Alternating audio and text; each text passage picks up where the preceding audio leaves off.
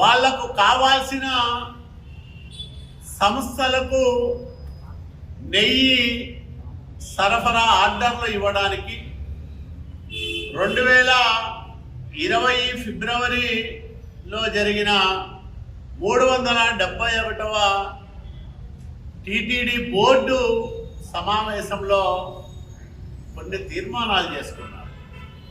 అంటే కొన్ని మార్పులు చేర్పులు చేశారు.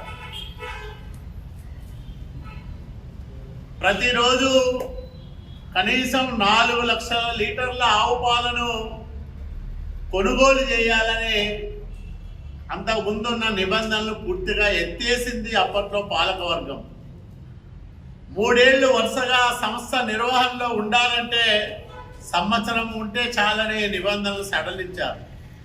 పాల నుంచి రోజుకు 12 టన్నుల వెన్న తీసే సామర్థ్యం ఉండాల సంస్థ కంటే 8 టన్నులకు కుదించారు సామర్థ్యాన్ని. టర్నోవర్ కూడా ఏడాదికి కనీసం 250 కోట్ల టర్నోవర్ ఉన్న సంస్థే ఇందులో పాల్గొనాలని ఉంటే దాన్ని 150 కోట్లకు తగ్గించారు. ఇట్లా వాళ్ళకు అనుకూలంగా నిబంధనలు మార్చుకొని వాళ్ళకు ఎవరైతే కమిషన్లు ఇస్తారో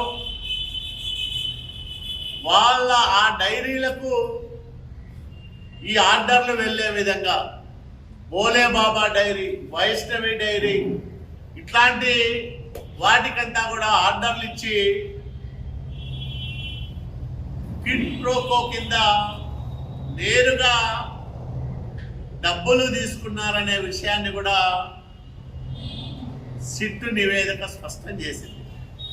విజయవాడ పరిసరాల్లో ఉండే వైసీపీ నాయకులకు 12,55,00,000 రూపాయలు భరత్ భాయ్ ఠాకూర్ అనే హవాలా ఏజెంట్ ద్వారా దువ్వాడ అపూర్వ ద్వారా వైసీపీ పెద్దలకు అందిందనేది కూడా నిగ్గుదేలైన నిజం.